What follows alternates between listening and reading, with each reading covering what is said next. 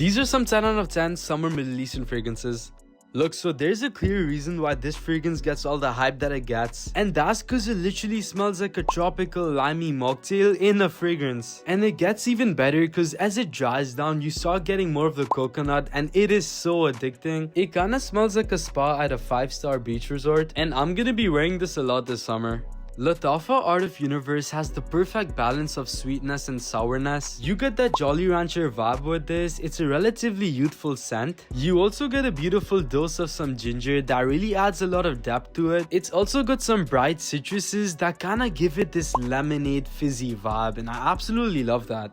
It's really not a surprise that Mango Ice smells exactly like its name. It smells like a sweet and sour mango slushy, like you know the slushies you get at theme parks and at the cinema. But you know what's super interesting about this? It's actually got a dose of some light spiciness, and it really balances out the sweetness. So what's your favorite summer Middle Eastern fragrance?